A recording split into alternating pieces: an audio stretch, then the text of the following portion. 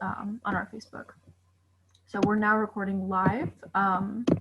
Your face may show up in the Facebook live stream if you do talk or move. So if you're not comfortable having your face on Facebook as it would have been live streamed, then turn off your camera if you're comfortable with that. So hello everybody, my name is Malak Shalabi. I'm based in Seattle, Washington. I am a Palestinian Syrian law student, and I have a history of advocacy working on both causes. I'm so excited to be part of the 100 Faces of the Syrian Revolution campaign team, which was an initiative that was launched March 15th of this year, essentially to promote the humanity, to promote the community building behind the Syrian cause. And this was a campaign that was structured in a way to be proactive, not reactive, because there's so much to be said about the people who have sacrificed and risked so much to promote justice and freedom in Syria. I want to introduce our guest speaker, Omar Sabbour. Omar Sabbour is an Egyptian analyst and freelance journalist with a focus on the Arab Spring and Syrian conflict. He has been a writer for The Guardian, New Statesman, New Arab, amongst others, and he was previously a member of the Syria Solidarity campaign in the UK. He helped organize and lead solidarity protests and write policy briefs, as well as organize meetings with members of parliament. And we're super excited to have him today. So Omar, do you want to add on to that? Tell us a little bit more about your interest in Syria, specifically how you got involved in solidarity work. Sure. Thanks, Malak, for the kind introduction. Very happy to be with everyone. Just a correction, I've not been a writer for The Guardian and the others. I've featured in them. So just in case, they sue me and say you weren't employed by us. So yeah, so I first got involved in Syria. I studied in the UK in the University of Sussex, which, as some of our audience might know, is a very left-wing university, very political university. Obviously, as an Arab, I was always, I was brought up with my dad to be, always he had 3 newspapers, very political, 3 newspapers delivered every day. Always the news is on. So obviously, when I went abroad, I wanted to get involved in activism. And so I was initially more involved in pro-Palestine activism and so on. What got me involved more in Syria, although I've always been in solidarity with the Syrian uprising, is the prevalence in the same left-wing and pro-Palestinian often circles is the prevalence of narratives that I started realizing around 2013, which equated both sides of the conflict and adopted certain language, which, as we would know later on, became more and more explicit and problematic, and so on. Thanks for that, Omar. I also now want to ask the 100 Faces team to introduce themselves. So we can start off with Layla, then Salam, Muhammad, and then Noor.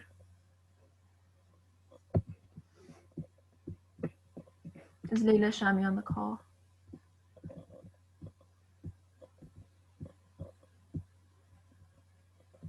Okay, let's jump to Salam then.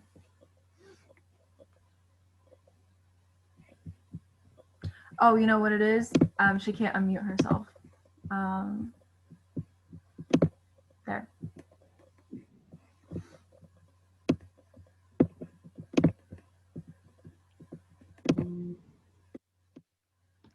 Salam, can you unmute yourself?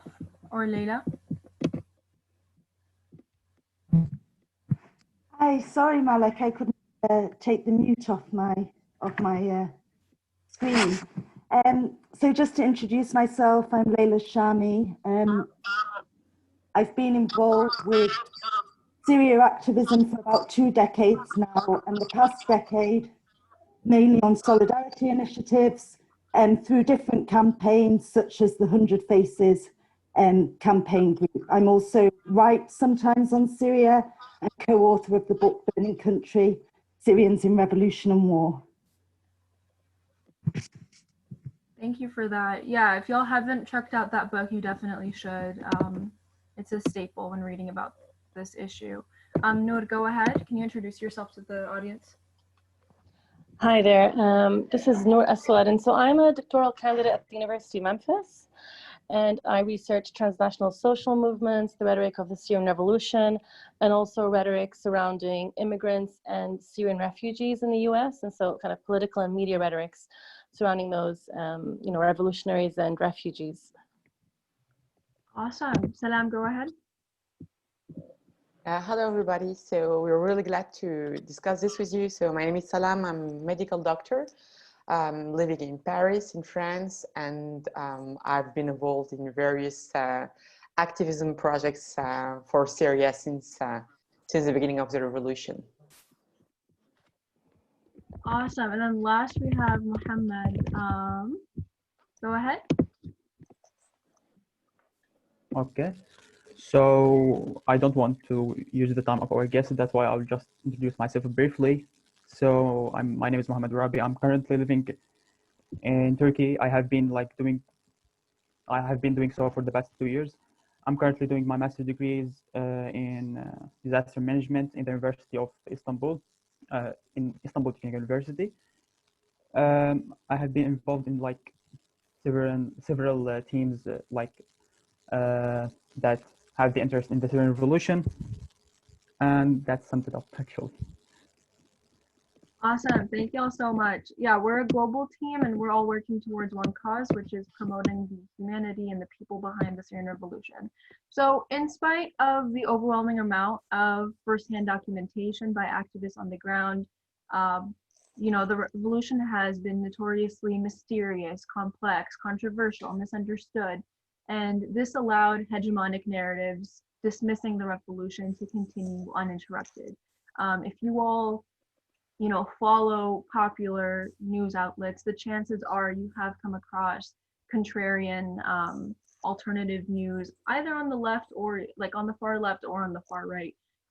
So we really wanted to hold this event to kind of address those misconceptions because they're harmful. They're harmful because they take away from the Syrian cause for justice and how it can be worked with hand in hand with the others across the world. So Ahmad, if you could start us off by setting the scene for why the revolution itself has been plagued by misconceptions. So I think there are a few reasons, obviously. There is the mainstream media coverage, which at various times adopted misleading characterizations of what's happening and was often surface level, I would call it, to avoid using the word superficial, but surface level in terms of details. And the details were complex in a lot of cases and often took time to realize what exactly is happening. So in terms of, for instance, of the ideological characteristics of the armed rebellion, took a while for people to know, you used to hear, for instance, in 2012, things like the secular Free Syrian Army, when, for instance, this was not necessarily a very accurate description because secular in the sense of a separation of religion and state, even the Syrian state and the Syrian regime could not be considered secular per se because Islamic law, for instance, plays a role in the legal system. So these characterizations, when we say, for instance, secular, it then became a lot of the outlets who used to use that word to describe the Free Syrian Army, for instance, they lost legitimacy in the eyes of the readers, and a lot of people started to mock that kind of thing. When you see rebels, for instance, they say things like Allahu Akbar or use some kind of religious rhetoric or legal or institute legal frameworks which have a role of Sharia in them in rebel-held areas. So in that sense, that was one area. Another area was also the role of the United States and the West, which was often for those who are more seasoned, they know that it was convoluted. It wasn't so-called regime change at all, and that's what we'll talk about in more detail, I suspect, in a bit.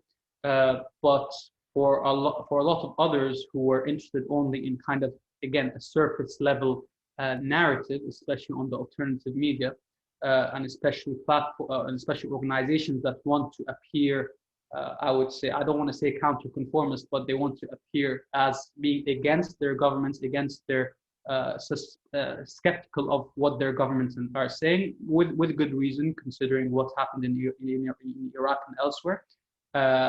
So they would see things, for instance, like the United States condemning the Assad regime, or saying, or Obama saying that Assad has to fall, and they would categorize this as an example of regime change. Of course, what this hid is a lot of things. It hid the fact that a regime is not just a person; it's a whole set of institutions and structures. And even U.S. policy declarations, never mind reports from the ground by rebels over the years, have actually said this many times. And maybe I can share some of those quotes later. That the U.S. policy was never in Syria about regime change. Not only even after the rise of ISIS, but even before the rise of ISIS, you had Leon Panetta, for instance, in 2012, saying that in any future Syria post-transition, post-Assad transition, you have to the security and the military services and so on have to remain intact. In 2013, I think it was the head of the CIA who said that rebels were not ready to serve our interests. So here, by the way, feel free to cut in, Malak, if this is going to be covered in another question. But here, there has to be this nuanced difference between arguing for transition from Assad, perhaps personally, and a few people around him. That's something, and that's different from regime change, which is something different, which is something completely, like I said, it's not the same thing at all. For instance, in Egypt, you could say, did the U.S. push for regime change in Egypt? I don't think that's a reasonable assertion or categorization of what happened. It said that Mubarak should go because there was a popular euphoria and everybody on live TV is saying Mubarak killing protesters. And it said Mubarak must go, but it made sure the transition was handled by the military. And unlike in Syria, the military in Egypt, for instance, because it is an institutionalized regime rather than a patrimonial regime. So it's not that Mubarak had no influence, but it means that the institution also could exist without it. In Syria, that was a very different case due to a variety of reasons, which perhaps we'll discuss.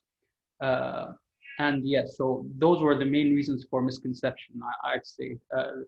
False or inaccurate initial categorization of the ideology of the rebels. And when I say they're not secular, by the way, that doesn't mean that I'm saying they're against minorities. There's a difference. You could be secular and sectarian, and you could, in my opinion, you could be.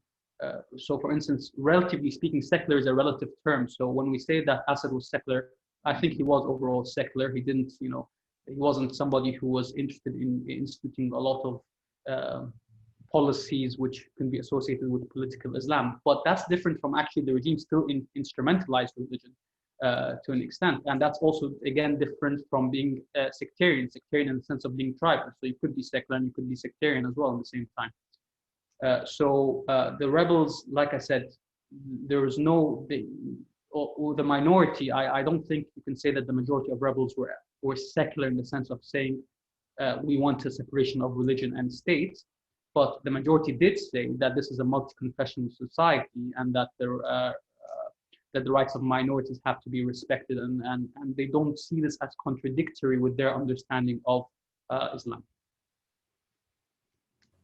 There were problems with sectarianism, don't get me wrong, also like with rhetoric to do with the opposition as well. But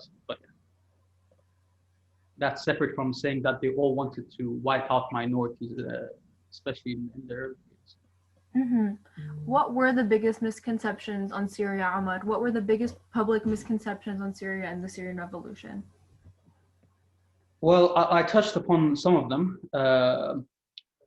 If I go in more in detail about the role of the United States in the conflict, like I said, it was the idea that the United States wanted regime change in Syria as it did in Iraq. And this just, as well as, like I say, contradicting even statements, like you don't have to take the words of actors or rebels or myself for it, but even US policy statements. I can probably share a few here.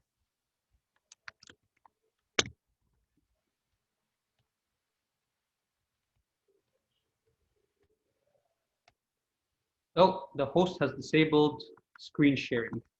So let me make you co-host, 1 second.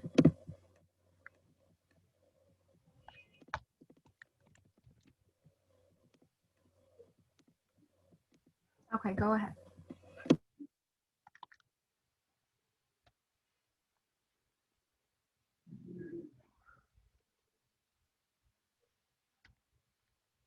Okay, is that visible?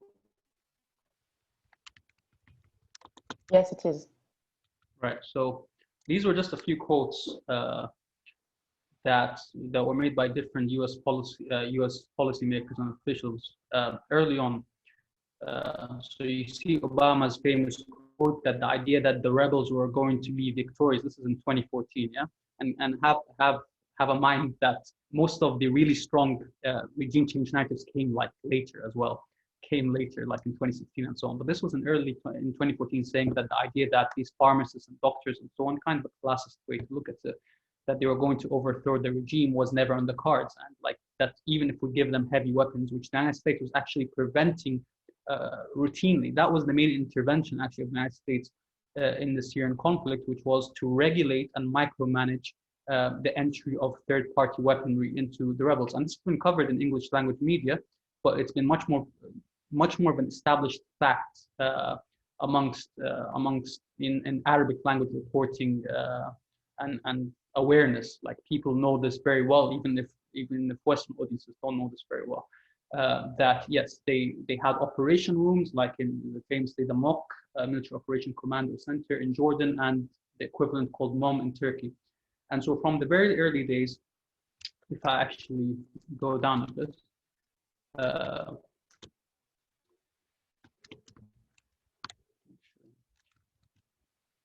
so this is actually a separate document.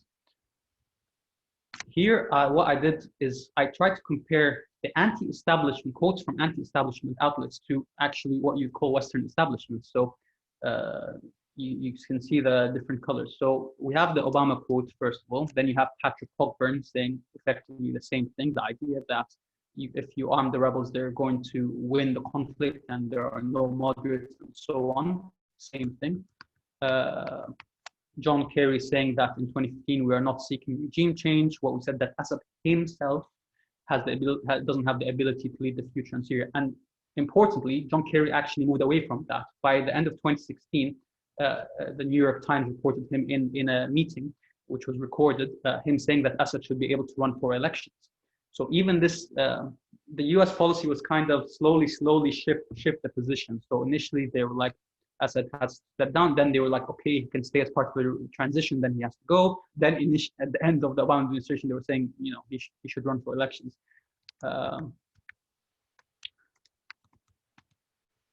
So another quote, Brett McGurk, who was the envoy to the coalition, we don't see a situation in which the rebels are able to remove him from power. That's in 2014 again. The Leon Panetta quote from the defense secretary, which I mentioned before about keeping institutions, is from 2012. Also important, White House spokesman. This is the important one that I was looking for, which is that the Americans weren't actually for the militarization of the rebellion. They were against it. So they said that we don't believe that further arms into Syria is the answer. Silencing the guns is the answer. They were against this in 2012. But what they saw is that the rebels were getting their own arms, mainly from the battlefield, but also some regional states, namely Saudi Arabia and Qatar, to a lesser extent Turkey. They were also pushing in arms themselves. And so the United States, to try and regulate that process, they firstly, through diplomatic pressure, they pressured these states, and I can reference all this stuff later, and it's actually in this document that I'm sharing with you. Through diplomatic pressure, they said, you shouldn't support these groups in terms of heavy weaponry, for instance. Obviously, there was a very, very famous veto on anti-aircraft missiles, which wasn't a Russian veto. It wasn't the Russians who stopped the opposition from getting anti-aircraft missiles. It was the Americans, even though the Saudis and the Qataris and the Turks have them in stock. So in a sense, if Russia, set the house on fire, the Americans hit the fire extinguisher. And so again, here, another establishment quote. The problem is that, you get enforcers, if you put in more arms, Saudi Arabia and Turkey, they put in more arms, everybody is going to be destroyed. So the point of this is to show that actually there was a continuity. The anti-establishment, a lot of anti-establishment groups, their understanding of Syria was so lopsided that ironically they were actually arguing for the same anti-regime change policy that was US policy. It's what I would call 360 degrees contrarianism or counter-contrarianism, if that makes any sense. It was really strange. It was something to behold that they went the entire circle. And this was a code that people don't pay attention to. So for instance, Aleppo. So a lot of the people on the left, for instance, will say, "Oh, the U.S. are hypocrites about what the Russians are doing in Aleppo, right? Look at what the Saudis are doing in Yemen. Okay, the Saudis, what they're doing in Yemen is bad, but actually, what the Americans did in Aleppo, actually, which wasn't really well reported in Western media, is they bombed parts of the rebel. They bombed Orient News, a Syrian channel, had reported this rebel infrastructure connected to the city, connected to the rebel half of the city. They assassinated a rebel commander who was in charge of lifting the siege on the city. And also there were even protests inside Aleppo during the siege against the US, saying Obama is killing rebel leaders. So this is the disconnect. So even though the Americans were condemning the Russians generally, then we had some statements like these, which is, you know, quite something. There's a Russian impatience and a regime impatience with the terrorists who are behaving like terrorists and laying siege to places on their side and killing people. This was U.S. Secretary of State John Kerry during the siege of Aleppo. And there are many, many quotes. The new president-elect, the fact of the matter is there was no moderate middle in Syria. And then you have Stop the War Coalition quotes who think they're being alternative when actually they're kind of saying the same thing. I don't know if that answers.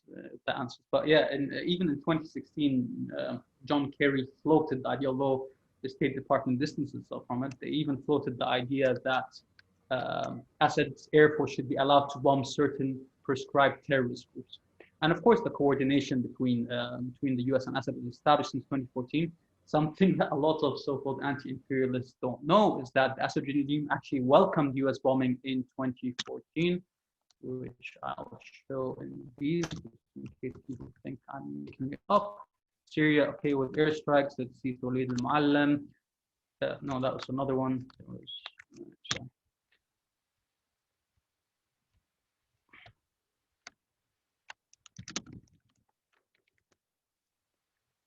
There we go. Syrian minister says US-led airstrikes are going in the right direction. And actually, there was a pro-government newspaper called Al-Watan, which paraded, actually, when the US came in 2014, they paraded the US intervention because and the headline was, the US army and the Syrian army are in one ditch against terrorism. So in fact, a lot of the pro-regime or the Assad regime apologists narratives are more defensive of the regime itself, because the regime has admitted these kind of things. And another thing I'd like to say is that the regime also, so there's a thing that when it comes to the term regime change, now, of course, that's very insensitive and, you know, denies our agency, and a lot has been written on this, including by Layla. It's an Orientalist thing of like when people said the Shabi Nizam, they just didn't exist, right? You know, it's only the Americans who made that thing out of nothing. But even the regime itself actually admitted this. There was a speech by Assad a few years ago where he said that there are tens of thousands of Syrians who have taken up arms against the state, and millions of Syrians are harboring terrorism. So what does that mean? He's excommunicated millions of his population, saying that they're terrorist sympathizers. And this is why the far right love him. And this is why Assad went on Twitter. You know, I can put, like I said, all these references later. On his official Twitter account, he said terrorism will export itself through illegal migration to Europe. So he's telling Europe, you know, the people coming from my country are terrorists. This is why Assad supported the Trump Muslim refugee ban. So Assad was a Trojan horse of the war on terror, and the inability to realize this is because of, like I say, is what I would call a superficial identity politics, which it isn't. So you should oppose imperialism either way, right? American or Russian imperialism. But even from a Western-centric anti-imperialism, it didn't focus on what the West was actually doing. So why, for instance, were there no protests against what happened in Mosul, or no protests against what happened in Raqqa, or no protests against the US campaigns in these areas? Why? It's simply because the narrative that was being pushed by these people was the opposite. It was that the US is supporting Islamist fanatics against the secular government. So how do you reconcile that when the US is bombing the shit? Sorry, forgive my language, but when the US is bombing the hell out of an Islamist held area, So what do? This is a contradiction to your narrative, so you don't cover it. So for instance, a group like Stop the War Coalition, you know who they protested during the conflict? They protested when Assad, when there was a threat, the Obama Red Line threat in 2013, they protested. When an empty Assad regime airfield got bombed by Trump, they protested. But what about the 15,000 airstrikes in Syria that killed thousands of civilians in areas not held by the Syrian government? A lot of those airstrikes weren't just against ISIS, although the vast majority were, but a lot of those airstrikes were even in rebel-held territory. So even before Russia came in 2014, 2015, the US bombed rebel areas held by the anti-ISIS opposition. And this continued over the next few years. So where was this focus on Western imperialism there? It didn't exist because it was contradictory to the narrative. And there was actually an interesting example. Stop the War Coalition also, this just shows the surreal contradictions. They also protested, for instance, in the UK against the Turkish offensive in Afrin, Turkish rebel offensive in Afrin. Now, I'm against what happened in Afrin, and I wrote something at the time saying the rebels shouldn't participate in the Turkish offensive in Afrin. But from their point of view, they define their mandate as only opposing what our governments are doing.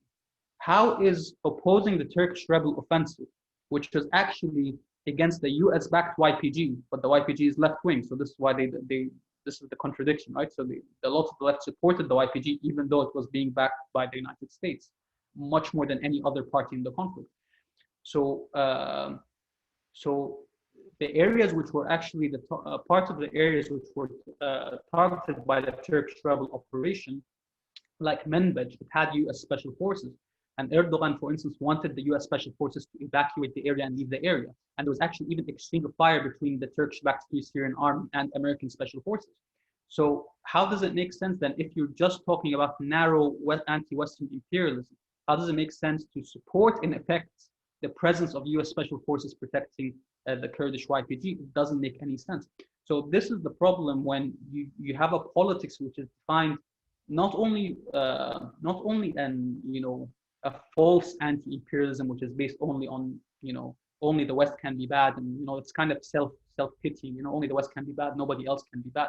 But even from that point of view, because it's such a superficial ideology in nature, what happens? It also becomes a superficial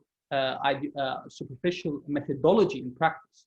So they don't actually study what's happening on the ground, and this is why you have such contradictions which happen, like them supporting, let's say, the YPG against the US protected the YPG against the Turkish protected FSA. Or George Galloway, for instance, he went on the BBC once and he said that he supported Western airstrikes in support of the Iraqi and Syrian government. So what does that? So what's the logic there? So you're supporting the Syrian government because they're anti-West, but then you're supporting the West supporting the Syrian government. It doesn't make any sense. It's a nonsensical position. So from what I understand, the biggest misconceptions on Syria, if you were to group them, was the first, that the US had a role and aim for regime change. The reality is that they blocked a lot of anti-missile weaponry from getting to the opposition and assassinated opposition leaders themselves. The other one is that there's US Assad collaboration against quote unquote terrorism. And the reality is that the US government was fighting and supporting the Kurdish militias at the time, carpet bombing cities like Raqqa and al-Hasakeh, and also, civilians live in these territories, and for some reason, people who are quote unquote anti-war were cheering and championing this as if it was, a quote unquote terrorism stronghold with like just ideology. And you heard that argument actually being used, which was, yeah, maybe these people will get out from control under ISIS, but you can't take away the ideology that they have. And then the other point that you made was that there was actually a continuation of an anti-regime change policy in the US. Could you speak a little bit more with respect to the US's role supporting the Syrian government, either directly or indirectly, and then opposing the opposition in different ways? Okay, so a lot of people, they have a problem with this argument of mine when they say that the US supported the regime. I mean, even the ones who don't believe in regime change, they'll say, no, it wasn't that the US supported the regime, a third kind of option. So when I say the US supported the regime, I'm deploying a binary here, right? When you're in a revolutionary conflict or a revolutionary war, you either have regime change or you have regime preservation. And so, like I said, the US preference was something in the middle, whereby, and even in 2011, the Wall Street Journal reported that the United States was reaching out to people in the Syrian military to try and foment a same kind of intra-regime coup as had happened in Egypt and as had happened to an extent in Yemen, whereby the military itself kind of, pushes Assad aside, maybe give him a nice asylum somewhere. That didn't happen, and the reason it didn't happen in Syria, unlike let's say in Egypt or Yemen, like I said, is because the nature of the Syrian regime and the buildup of the Syrian regime is very different. The Syrian regime, of course, is a sectarian regime, and unfortunately, a certain sect which had been historically marginalized laid its kind of fortunes with the Syrian regime, and they were terrified what happens if the Sunni Arab majority who were you could say the opposition's constituency, what would happen if they came to power. And some rhetoric by people within the Syrian opposition didn't help, and obviously some rhetoric from the Syrian opposition also didn't help get the Kurds on board. For instance, the refusal to change the name of the state from Syrian Arab Republic to Syrian Republic is often a symbolic example that's cited. So in that binary of, you can say there are three positions in Syria, right? A regime preserving solution with a different face. Then you have a regime change solution, which is a rebel military victory on the ground, or a regime preservation solution as with Assad. So regime preservation without Assad, regime preservation with Assad, or a rebel military victory. So regime preservation without Assad, like I said, it turned out to be untenable because the core of the regime knew that if Assad came, like in Egypt, for instance, you can replace Mubarak and somebody else will come. It's fine. Somebody else who, let's say, from the military can come to power. But in Syria, if you replace Assad, you replace a certain sectarian. It touches on a sectarian dynamic, and this means a lot of people will lose a privilege. So that was out of kind of that option, that preferred option of regime preservation without Assad wasn't viable. Although actually, I'm gonna contradict myself to an extent here. It wasn't properly tested either. So there was conflict between the Saudis and the Americans throughout the Syrian conflict. Now you could say that Qataris were the most anti-regime. They were pushing for a rebel military victory. They even broke the US veto a few times on sent in anti-aircraft missiles. But the Saudis weren't that radical compared. They also wanted kind of a transition which retained certain aspects, certain elements of the Syrian regime. So it wasn't necessarily that they were pushing for a rebel military victory on the ground. Their disagreement with the Americans was that even within this policy, which I suppose you can describe as, and the Americans described it themselves as this, is that pushing the regime through limited military pressure to negotiate, right? Not pushing the regime to defeat, but to negotiate. But the Americans were so scared of what they called regime collapse in Syria that this policy wasn't actually seriously applied. And this is what annoyed the Saudis. So the American policy, and of course there were problems with the rebels which made this possible. The rebels were very divided and not unified. And that made them easily manipulated by different powers. But this policy, the American policy, were basically happy to keep the rebels in provincial countrysides rather than push on and take, let's say, certain provincial centers. And the Saudis disagreed with them. They said, okay, we signed up to your policy of regime preservation without Assad, say, but you're not serious about it. You're not serious about it in terms of the amount of ammunition you're getting in. Rebels, it always strikes me as ironic when people say the rebels were back to the hilt, by the Americans, and they had all this support by the Americans, and then say that the FSA was weak. This is the common understanding. The FSA was weak. It lacked arms. It lacked operational capacity, and this is why it lost out to Islamists. Of course, this is kind of this Islamist distinction is misleading because there were Islamists within the FSA as well. But let's say the more conservative Islamist groups like Ahrar al-Sham and Jabhat al-Nusra and so on.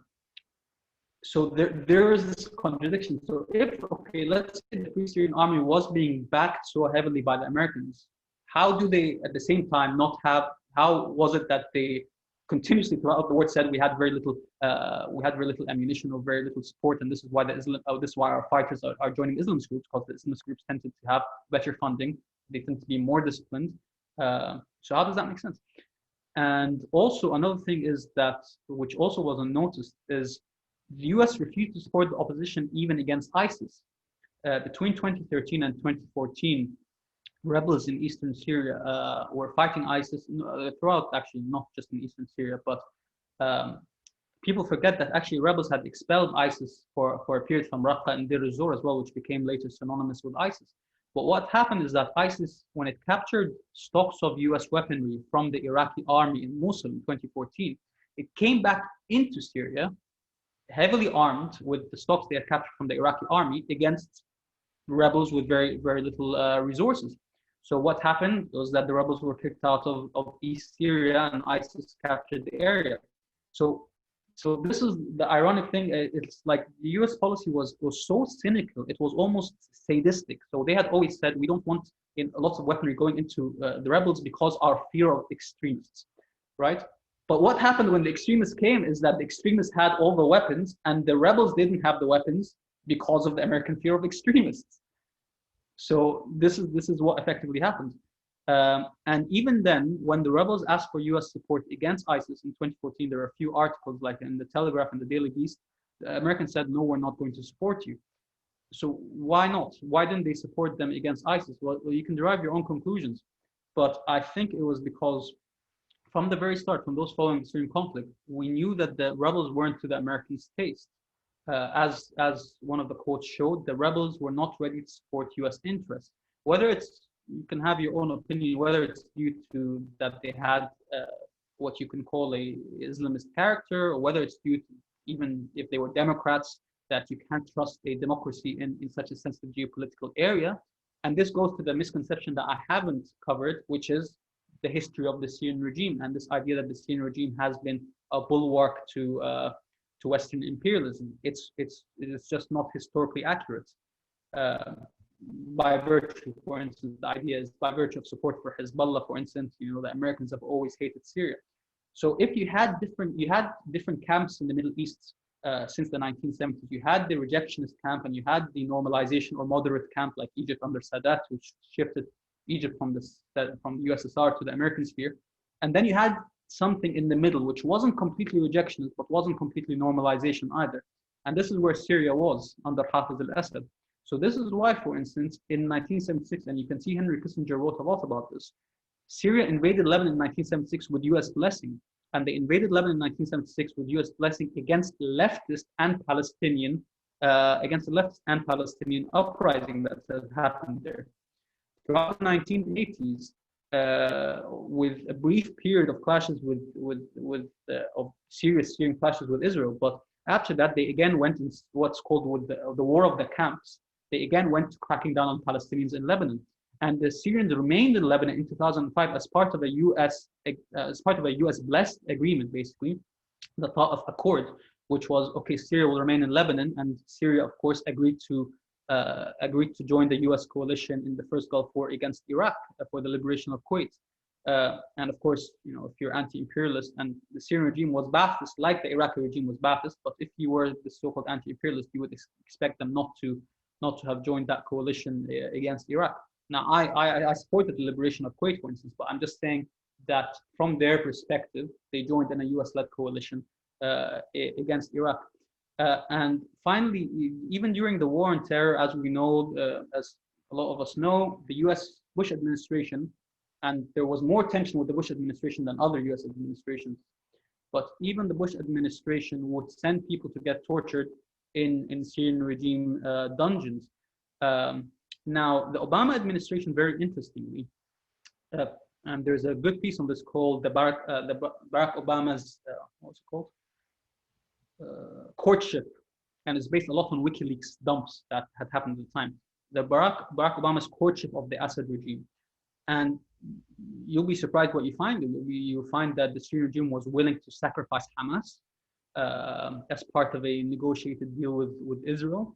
You found that even the relations with Hezbollah and Iran, they were willing to temper, and a lot of the fighters that the Syrians had allowed to go to fight the Americans in Iraq during the 2000s, because they were scared that the neoconservatives of America would go crazy and after Iraq go to Syria.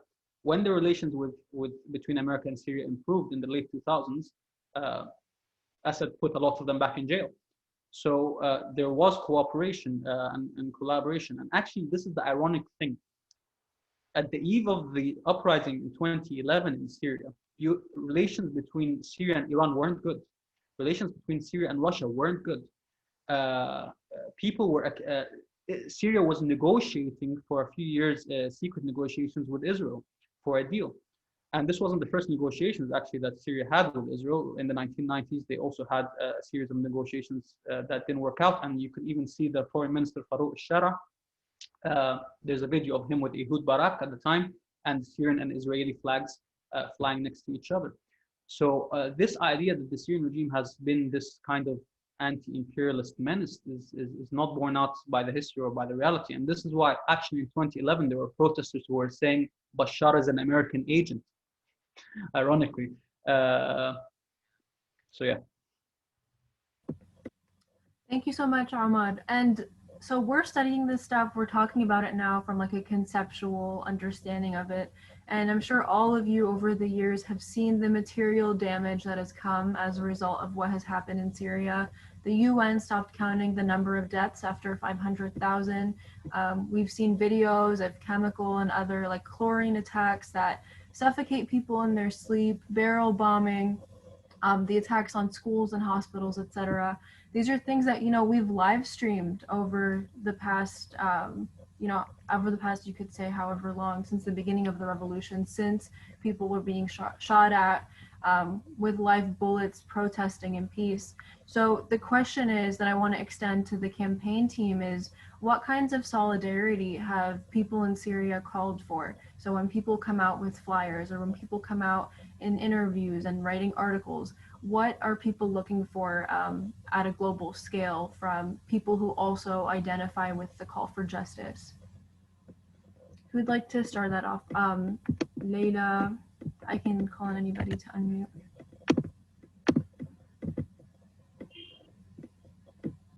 You should be able to unmute yourself if y'all are ready to talk.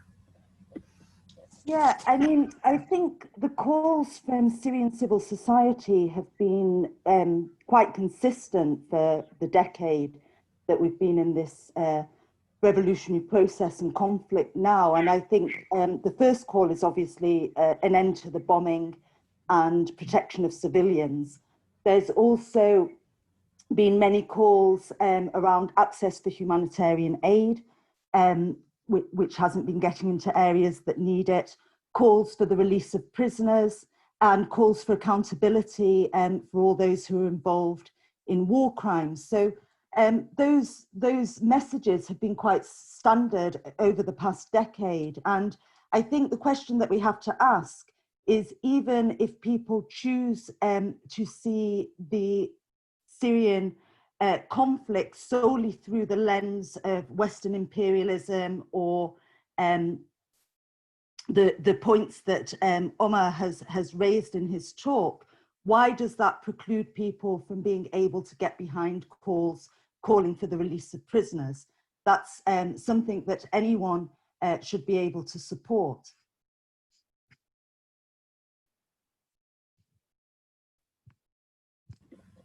That's a really good point. Is there anybody else from the team who would like to talk about what people are calling for on the ground in terms of solidarity?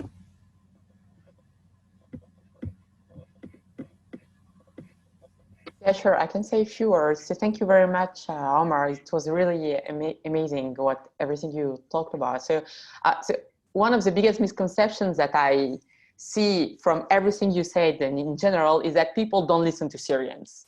Like they go to check which political party or the right, the left, who should I listen to? But like, if we have Syrian people talking about their problems, as you said, Malak, people don't listen to them. And since the beginning of the revolution, Syrian revolutionaries have been trying to just sum up their ideas through main big arguments and main messages, like every day, every Friday, the revolutionaries would go and make their protests under like a call, and people don't listen to this call. And this is, I guess, the core problematic here. Because then now for the left also, you have the left, as you said, that will focus only on YPG, some others on secular or whatever. But when you go then to other types of solidarity, fortunately, then people, we also should state it, like from the humanitarian part, they do help. Like, there are so many people around the world to just give money and try to help Syrians from this humanitarian view. But when you try to talk about more intellectual things, then it stops. I don't get why.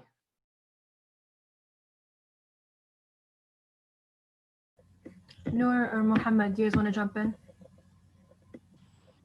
Or Razan? Yes, so I want to extend on what Salam just said. Omar, thank you so much for your presentation. It's excellent. One thing I do want to say, which I find very fascinating, and I think my work with Syrians on ground over the last couple of years has really highlighted, is that a lot of people think that what started or what's going on in Syria started in 2011. And so we start from 2011, which explains why there is this like vacuum of knowledge and understanding of what's actually happening in Syria. So when people went out on the streets and they demanded for a fall of the regime, whether people acknowledge it or not, there's enough proof for it to be out there. That means that things have been ongoing in Syria since the very beginning. And I think one thing that us as Syrians, or as advocates or as campaigners who are living in the West or who are living outside of Syria, we have also allowed ourselves accidentally, not necessarily on purpose, to be taken with this wave. And I don't want to say we failed, but yes, we have. We've sort of failed to remind people that what happened in Syria and what's going on in Syria has been ongoing for decades. And so when I do work with like my friends in Syria, so I work in advocacy and communication, and when I do work with my friends in Syria, a lot of them ask me why it's so difficult for people to understand, and we have been suffering since the 70s and the 80s. And I think on one hand, there's been a lack of history books, there's been a lack of narrative, there's been a lack of stories. Actually, Layla and Robin did an incredible feat in their book, Burning Country, but we need more of that. So yes, we can campaign and we can advocate when it comes to policy, when it comes to security matters, when it comes to humanitarian stuff, but also we need to rebalance the narrative. And that's going to take a much longer time, but this is still a type of campaigning, and it's a type of, resetting the balance. A lot of Syria right now, and as exemplified in Omar's speech, has become very securitized. So we're only speaking about Syria from a very security perspective, and we've allowed the narrative to stay that way, So when something happens in the YPG held areas, or when something happens in the Turkish offensive held areas, we're only speaking about Syria in that security paradigm or that security perspective. And we're actually forgetting that Syria is an entire country with Syrians who live there, or with Syrians who have left, with problems which date back to decades. And we need to look deeper into that. And Syria isn't a security matter. Syria isn't a security problem. It's beyond that. It's much more than that. Yeah, it's much more than just Bashar al-Assad's sovereignty. And if I could just add one note, if possible. And I'd like Omar Sabbour's view on this as well.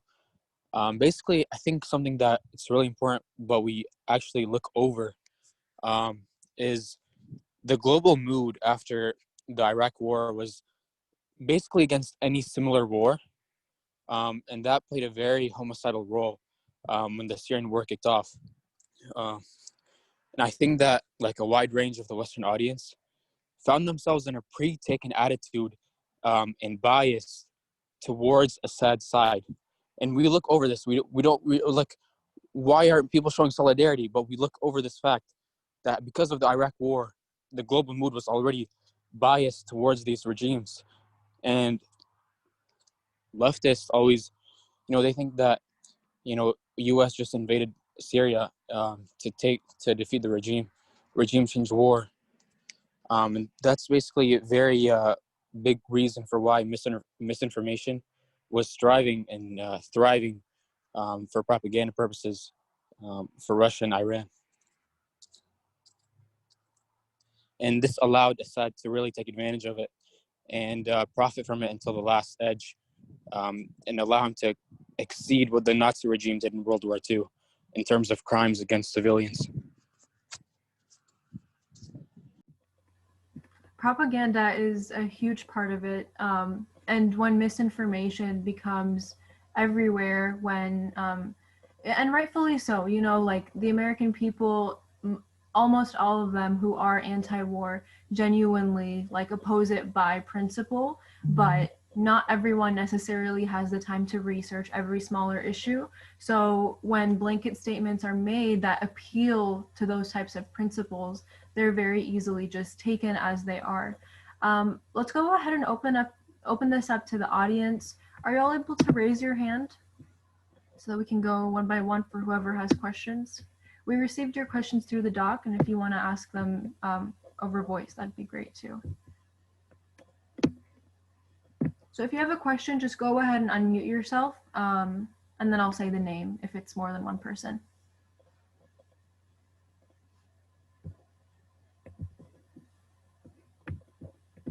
So it could be any question or comment that you have regarding the misconception part of this talk, or anything to add on to how we should build solidarity.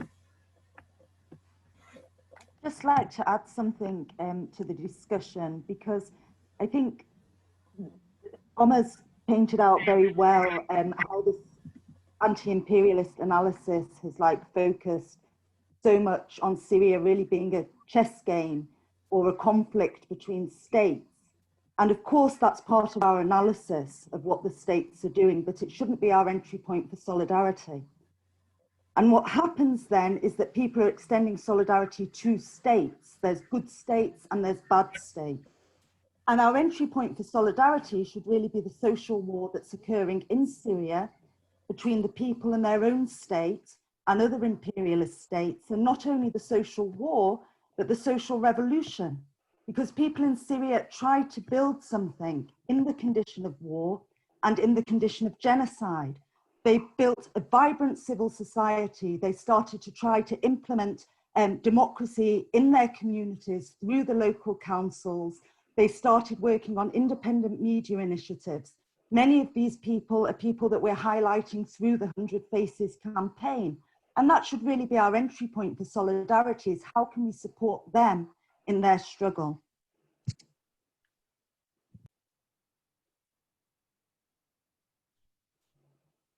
Would anyone else like to add on to that or have any questions about that? Go ahead and unmute yourselves. It's totally fine. Okay, oh, right. Okay, that's working. Great. I agree absolutely fully with Leila that the central issue in the solidarity campaign in the next little time has got to be the question of detainees. And I think that's from two different points of view. First of all, I think, well, maybe I should say I hope, that it is possible to achieve something in this respect. Although that leads us into the whole issue of the sanctions. And that's quite a complicated question. It might be interesting to hear what some people have got to say about sanctions, because I guess you'll know there's a debate about the impact that that's actually having on the mass of Syrian people, and is that worth it, given the limited prospects of achieving anything. But I think Russia is deeply concerned about having to foot the bill for the disaster that Syria has turned into. And it's very keen to try and legitimize Syria and bring it back into at least the fringes of the international community, so international aid can flow in. And if it could be persuaded or convinced that detainee release would assist that, I don't think it's excluded that Russia could press that onto the regime. The other dimension to detainee release is a significant release of detainees. I mean, if the figures that we've got of 100, 140,000 is at all realistic, is it would mean a massive injection of people who have political experience and political grievances, and the possibility of beginning to reconstruct the networks of civil society that have been so badly damaged by the conflict thus far. I'll mute myself again if I can. Yes. Can I come in on that? Yeah, I think we discussed this before, Brian. Good to see you, by the way. That the primary focus, I agree, has to be detainees at this point. And I think what you say about Russia being potentially convincible to do that, I think you might be onto something there as well. If I go back to something my friend had said about the post-Iraq situation, I agree again with Leila that the starting point of analysis should never be states, it should be what's happening on the grassroots. But unfortunately, the reality was that a lot of people were skeptical after Iraq, and with good reason, because of the lies that happened during Iraq. And I don't think even a lot of the purveyors of these narratives, or a lot of people who, I think most people don't know what's happening properly, but I think even a lot of what I would call the left don't necessarily like Assad, but they might fall into these narratives. And as a matter of pragmatism, as well as I think actually being effective, why I focused on the U.S. role, although you can argue now this is too late, but why I focused on the U.S. role is because I think independently of Russia and independently of Iran, the U.S. intervention made it was the key decisive thing in the rebels and in the democratic experiments difficulties and failures, or being kicked out of a lot of areas. Like I said, because Russia and Iran couldn't control what the rebels received. It was the Americans who did that from third parties like Saudi Arabia and Qatar and Turkey. So in that sense, I think there was a big failure from the political opposition and from, to an extent, from solidarity networks abroad. It had to be simultaneous. You have to talk about the humanitarian disaster. You have to talk about the democratic, the amazing things that we saw, the civil society experiments, the councils, the amazing things that we saw in Syria. You have to talk about that. But I think we also have to cater to countering these misconceptions, not because we care necessarily that, although that motivates us as well, that, you're saying that these people, revolutionaries, are proxies of somebody else and they have no agency, but also because of the damage of the actual US policy. And so when you had people who representing the opposition who constantly repeated these same points over the years of Russia, Iran, when they go on the BBC, on the CNN, on Western media outlets, and they repeat the same thing over and over again, okay, what will they say? They'll say, okay, Russia and Iran are bad. Fine, good, show's over. What could Western governments and what could the United States in particular have done to change the situation? And there were a lot of things it could have done or could have been pressured to change the situation in favor of the democratic experiment, but they weren't pressured to. And that's my problem. The contradictions between US policy and statements wasn't exposed sufficiently by the people who had reach in the West. And when you're doing lobbying or when you're doing campaigning, you have to have leverage. They didn't have leverage. All the leverage they had was, these are your geopolitical adversaries in Russia and Iran. You should be automatically against what they're doing in Syria. But they didn't think like that. The Americans didn't think like that. Geopolitics wasn't the deciding factor of what moved Americans in Syria. And even the Russians once said, and the Americans said, John Kerry said, we see the Syrian conflict fundamentally the same as Russians. So what do you do then? Then you go and say, okay, look, Americans. Before, I was saying this the other day, before, I know there was a big debate about the no-fly zone and so on. But at a certain point, when it's clear that the Americans don't want to institute a no-fly zone and they're doing other things which are damaging, then okay, you want to campaign for a no-fly zone, campaign for a no-fly zone. But don't ignore all the other demands. And this is what we saw. There was no mention of enough on the Western media outlets. They should have gone and said, instead of the same message we got repeated and over again, the international community has abandoned us, the international community has failed us. True. However, you should directly confront them publicly with the contradictions and with the hypocrisy of the policy. You should say, look, Americans, despite what you're saying against Assad, you are supporting his survival by blocking weapons and ammunition. Despite what you're saying about Assad, you have Iraqi militias who you backed against ISIS in Iraq fighting in their thousands and tens of thousands for Assad in Syria. Why is this not a lobbying point? You know, before you go for this maximum goal of no-fly zone, okay, yani they've stabbed me in the back, and you're telling me you're telling them pay for my operation. Let them remove the knife first before you tell them to pay for the operation. You get what I mean? And this is what I think was a failure of the political opposition and a lot of the solidarity networks, that they didn't understand how you can pressure the US governments. You take concessions and you take changes in policies.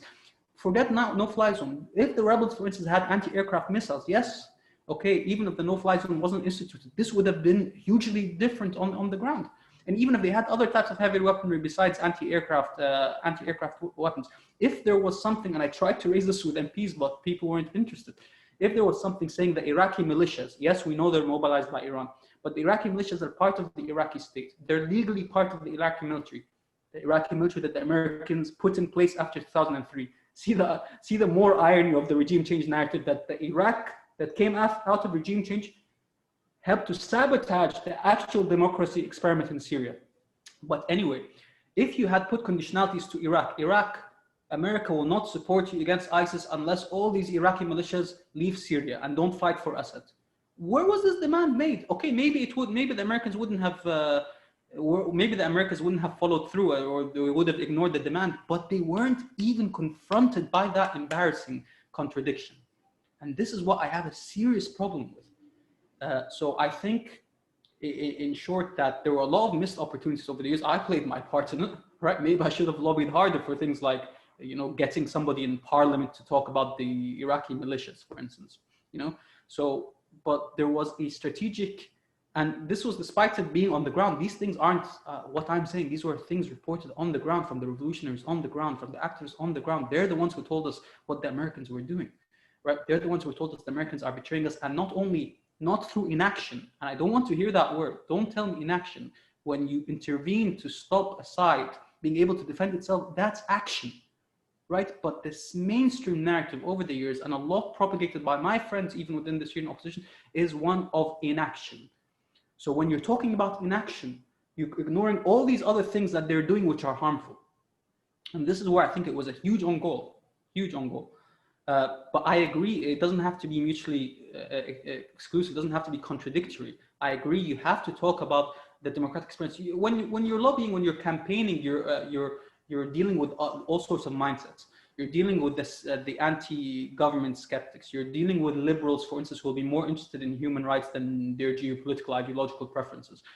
You're dealing with a wide crowd of different demographics and different motivations. So yes, but I don't think the solution to, for instance, the anti-imperialist challenge, and I think a lot of people were healthily skeptical, but as my friend who spoke earlier said, I knew after Iraq this was going to be hard. I knew that what the rebels were going to face was going to be hard, because it was always going to be tarred by the brush of Iraq. And so we have to address that as well, not just because it's ahistorical, not just because it's agency denying, but also because of the practical practical manifestations of the US policy, which damaged the rebellion independently of Russia and Iran. This is my point. And I think, yeah, detainees, like I said, detainees is a very important point. The withdrawal of foreign militias, I've been harping on about this for a few years now, but I still think that could be something that's pursued. But yeah, sorry, I've spoken a lot, so I'll let someone else come in now. Ahmad, can I respond to just one thing you said? I agree for the most part with a lot of things you've said, but I also think that hindsight allows us to to see things in a much clearer light. And when we speak about Syrians and when we speak about their advocacy and even the solidarity networks, in the moment, particularly if we're speaking about 2013, 2014, 2015, there was a lot of pressure. And there's also a lot of pressure on the Syrians themselves, the people who are like the revolutionary Syrians, to fit into certain narratives.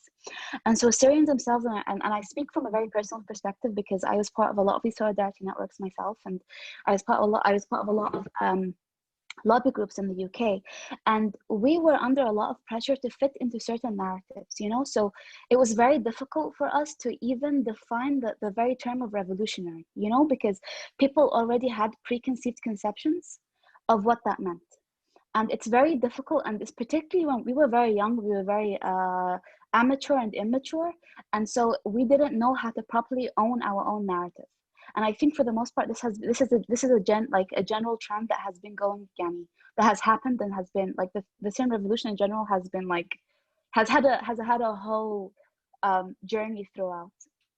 So if I take this back to concepts and narratives, so concepts are very disingenuous, and it very much centers, so all concepts, particularly when we're speaking in the English language, hatta to an extent the Arabic, like what's happened is that the concepts and the narratives very much center the West and their experience and their narrative. So when we speak about revolutionaries, hatta when we speak about rebels, you know, we're forced to define what a rebel is, and we're forced to define their religious creed and their deen, which isn't something that, you know, people should do, you know, when we're speaking about people versus an authoritarian state. But we had to fit into that narrative. You know, we found ourselves, for instance, telling people that, oh no, we're Silmiya, we are Silmiya in English. Pacific.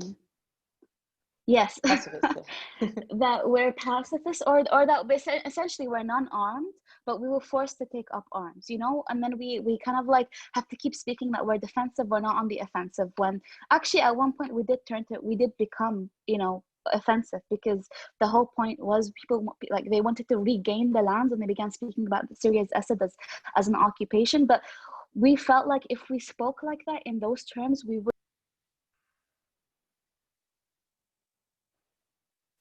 Razan, you're muted. Oh, sorry. I don't know where I stopped.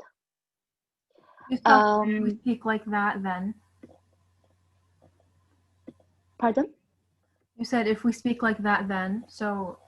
Then yeah, essentially we had to fit into a certain narrative, and if we go back to narratives and concepts, so concepts are very disingenuous. They very much center the West and the experience of the West, and the experience of the West with religion, the experience of the West with arms, the experience of the West with security and military, which is very different to the Syrian situation, which is very different to the Arab situation, for instance. And then we were forced to, for instance, define secularism. We were forced to define Islamist and what Islamist is. And as Omar was speaking at the very beginning, you know, we had to define ourselves, because by default saying to the West, and like I still remember going up in Parliament, and I had to speak in a closed session in Parliament, and despite this not necessarily being my belief, but I had to speak about the secular FSA. But the FSA isn't secular. The FSA has never defined itself as secular. And to even use this word, which is imported from the West and which has very different meanings, becomes very problematic for us. And it becomes very problematic for us then to take a hold of our own narrative and our own agency. And again, like when it comes to Islamists, like the word Islamist within itself is very harmful. It's become an umbrella term which harms many people, because it ranges from the extremists to the moderates.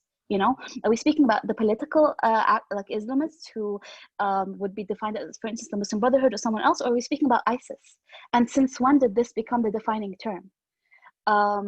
So anyway, so just to go back, I agree with a lot of what you said, Omar, but at the same time, I think if we were to view this holistically, Syrians were under a lot of pressure to fit into certain narratives in order to be accepted, because we didn't have the strength enough to define our own narrative and to take hold of it, if that makes sense. Like at one point we lost that agency, and I think it must have been around 2013, 2014 when Russia entered the picture, and the Syrian regime rapidly began regaining land. And I hope that's true. I'm not sure if that's completely true, but I think of it in narrative terms when I look at the media, or when I look at even policy analysts and policy influencers, and think tankers, like, you know, even our own Syrian think tankers and ourselves. Like I've written and I've been called upon by several by several institutions, and even then you find yourself having to fit into a certain narrative. Otherwise, you will be misconstrued, you will be misunderstood, even if that's not what you wanted to say. I feel like I've derailed a lot. Thank you, But Azam. I hope that makes sense, and I hope also for the listeners that they understand this, that when we're speaking about Syria, you can't import terms, and you can't speak about Syria as if you're speaking about England or as if you're speaking about the US. We are speaking about a foreign country and a foreign situation, with a completely different trajectory and with a completely different history. So we have few people waiting to interact with us. I think David James is unmuted, so if you have something to say, please go on, and then John Raymond, and then Zain, please. Yeah, I was wondering what you all think about the conflict between Rojava and the Syrian Democratic Forces and Turkey and the FSA, because you know, you can support what Turkey is doing in hosting. John, we can't hear you. Sorry, you need to speak louder. Can you hear me now? Yeah. Okay. Yeah, I was wondering what you think needs to be done to resolve the conflict between Rojava, the Syrian Democratic Forces, and then the Turkey and the Free Syrian Army, because Turkey is hosting millions of refugees and they're protecting Idlib. Same, John. Is it just me, or yeah? It's like your voice is very far away. Sorry. Can you hear what I'm saying? So far. Right now, yes, yeah. Okay. You've got Syrian Democratic Forces, and then Turkey, and Turkey is protecting Idlib, but then they're also attacking the Syrian Democratic Forces. So it's kind of hard to pick a side, you know. I mean, what do you think can be done to resolve the conflict between Turkey and Rojava? We caught a little bit of that. So from what I understand, you're asking about the conflict between Turkey and Rojava, or the Kurdish militias in the area? Yeah. Okay, who wants to take that one? Omar? So what's the specific question in terms of, can you specify a bit, or do you want just like an outlook what's happening now, or? What do you think can be done to resolve the conflict? Because I mean, they're both fighting each other instead of fighting between the opposition and the YPG. Yeah. Yeah. Obviously, it's a very sad state of affairs, but I think there's common ground there, in which we'll see in the next few years, is that the YPG, it depends really on what a Biden administration will want to do. And there's a lot of speculation about what's going to happen, but I think the YPG will parts of it, and the leader Mazloum Abdi, for instance, in the SDF, has made noises about that. He's acknowledged recently for the first time that there are PKK fighters in Northeast Syria. They've never done that before. He's implied that they're willing to distance themselves from them. Now, there's a struggle, I think, developing within the YPG about people who want to prioritize the experiment within Syria, and people who are more anti-Turkey, for instance, which will be, you know, the PKK side of it. Because I think the YPG knows that they don't have any guarantees of autonomy from Damascus, although they've coordinated with Damascus and with the regime over the years. But I think they know that any long-term solution, they can't be guaranteed autonomy by the YPG. So there is an argument there. There is potentially space there for I don't want to say a rapprochement, but the coinciding of interests with the remaining Syrian opposition. Now, the question is whether Turkey will allow that, whether Turkey will be appeased, even if the YPG is able to separate itself, or the SDF is able to separate itself from the PKK, which is a question whether it will, because the PKK is very influential within the YPG and occupies a lot of leadership positions. And so it remains to be seen. Now, what can be done? To be honest, I'm not an expert on the Kurdish demographic and what the opinions. I know that a lot of Kurds don't like the YPG, for instance, but I'm not an expert. And of course, what's happened in Afrin has been very bad. The abuses in places like Afrin have been very bad, and lots of people who I presume had sympathies to the opposition perhaps are no longer that's been affected by the experience of the opposition and the Turkish-backed opposition. So the question is really a big one of how can you assert independence essentially for the opposition to assert a degree of independence from Turkey. What can civil society, if there can be outreach to opposition civil society inside Syria to try and push for a rapprochement with the Kurds to an extent, because I think if we hit the argument that, look, you're going to be eaten up if you don't unite, because if there is a bloc, like the YPG and the SDF control a third of Syria, so any kind of potential glimmer of a political solution or a transition away from Assad will require them. I mean, it's regardless of their faults, regardless of their past, this is the reality. And I think recently, actually, the opposition formed something called the High Negotiations Commission, and it sparked a lot of outrage by the opposition. I mean, the political opposition, the Syrian National Coalition. And so that received a lot of outrage and angry reaction from the opposition popular sentiment, that it implied that the SNC, or the political opposition, Itilaf, are going to participate in the future elections alongside Assad. Now, that's been a dominant understanding, but I'm not so sure about it, to be honest. I think what Nasr al-Hariri, the head of the SNC, is trying to do is to consolidate a proper base within the remaining rebel-held areas in Syria, and try to make the SNC take a more proactive role. The SNC obviously is very unpopular within the opposition, but to try and take a more proactive role both inside northwest Syria and in the diaspora. And if this reading is correct, I might be wrong, but if this reading is correct, this would go hand in hand, parallel to what maybe the Kurds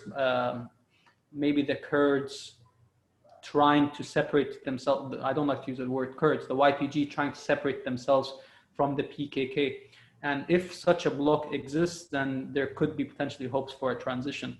I see in the long term, the regime is kind of high recently on its victories for the last few years.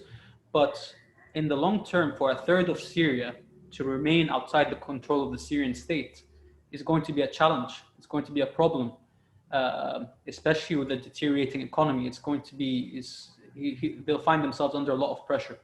And if the West doesn't, as Brian mentioned, if the West doesn't invest, it doesn't put in reconstruction aid, it's going to get worse.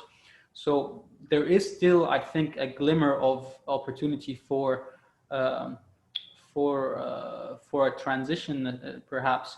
But I think also the SDF or the YPG and the opposition might realize this. But there has to be pressure on the opposition to try and assert itself a bit more vis-a-vis Turkey.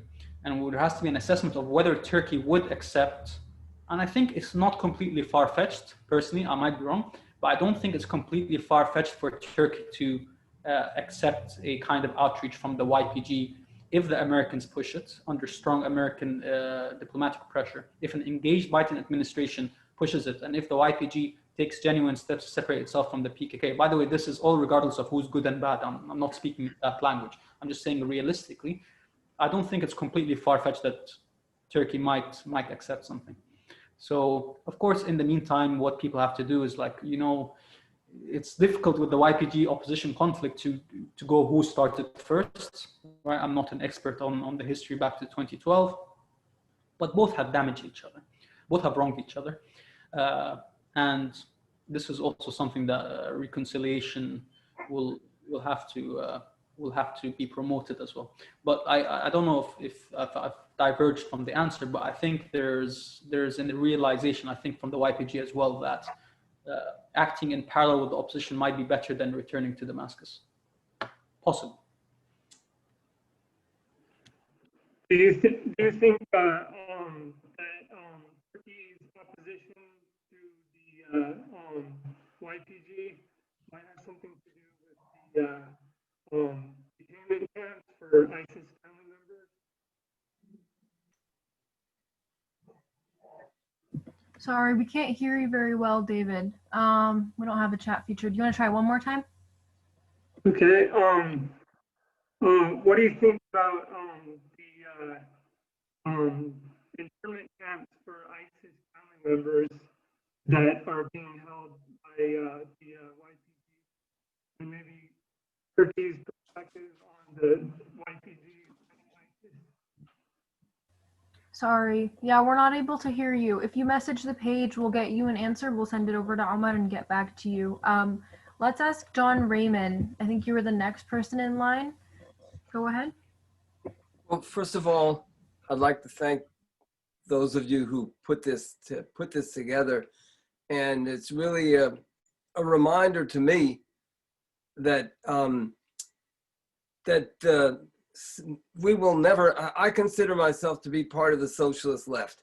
And we know the tremendous confusion at best that has existed amongst socialists around this issue. And it's really a reminder to me of not just around the issue of Syria, but the entire method that many socialists have brought to this question is completely mistaken, and they will never make a contribution on any issue as long as they continue with that same method. And I think that really really shows the importance of this issue beyond just the question of the suffering and the deaths of hundreds of thousands of people, just in general, the importance of this issue. And one thing that that I have the impression is that as much as it was a struggle for democracy, the entire Arab Spring, including the revolution in Syria, was also a struggle against neoliberal economic policies. And I think that that is really important. I think that that is a large part of the reason why the US government and all the Western governments never really supported the Arab Spring, because they are absolutely dedicated to the neoliberal economic policies. And I think that point has to be brought home, not just to socialists, but to the working class as a whole, because that is really what shows the connection between our interests. Say, I'm a longtime unionist here in the United States, our interests as workers and the interests and the struggle throughout the region, including Syria. I'd also like to ask a question, and that is, you see now they're trying to legitimize the Syrian government, and partly in order to encourage investment from Russia. Also, I think they hope from the United States. And I'm just wondering what perspectives any of the people would see for legitimizing the government and for getting investment from different major capitalist countries.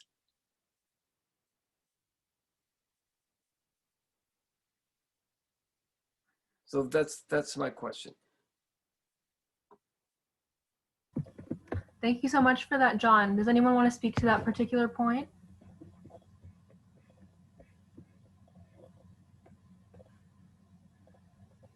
Ahmad, do you have anything to add? Yeah, sure.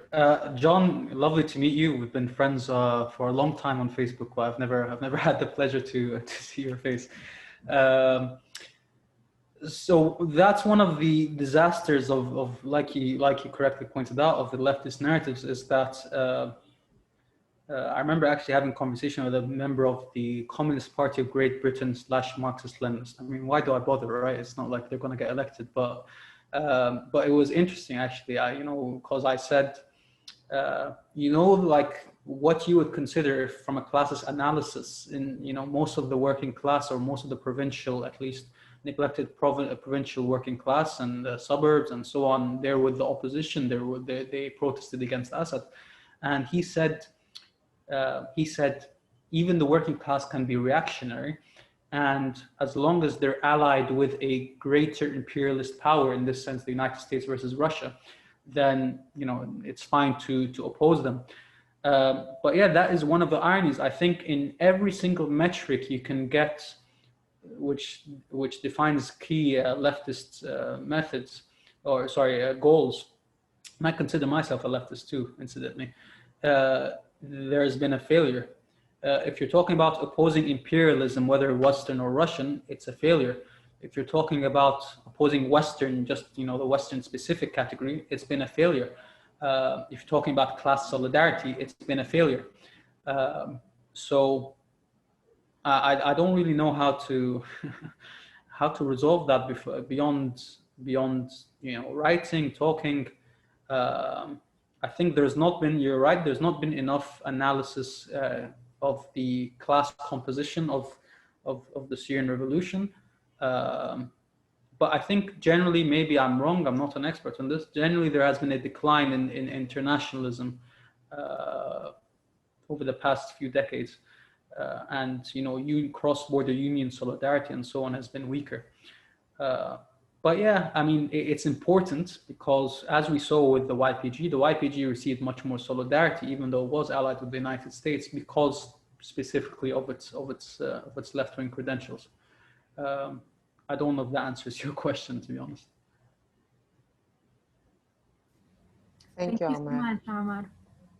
Cool. Is Zain next on the list? I think it was Zain. Go ahead. Cool. Yeah, hi. I would first like to start with thanking you for this initiative. The lecture is very insightful and I'm really grateful for you all. And my question is, a lot of Syrians argue that they're against Assad but prefer him over Islamist groups, and that he's basically the only option on the ground as of now. So what are your thoughts on this, and do you believe Syrians have any other options than Assad at this point? Zain, could you please, when you say a lot of Syrians, do you talk about Syrians who live abroad or Syrians who live inside Syria? Because then the narrative would be different. I think it's a mixture. I've heard it from both sides. I've had a lot of discussions with Syrians living in Syria and outside. I mean, when I say a lot, I might be exaggerating, but there's a portion of Syrians who do believe that Assad is Syrians' only option as of now, and who use the argument that they prefer him over Islamist groups and therefore will support him. So if we go back to the concepts and we go back to the definitions of what it means to be an Islamist, and by opposition, how are we defining Assad? So I don't want to go into this because it's not the topic of our discussion, and it's also very controversial, but I think it's very important for us to understand that this has been a narrative which has been peddled by the left. So this hasn't actually been a narrative which has been necessarily peddled by the Syrians, because again, with Syrians, Islamists means a completely different thing. The word Islamist in Arabic doesn't properly translate. It probably translates to, I think, Islamiyun.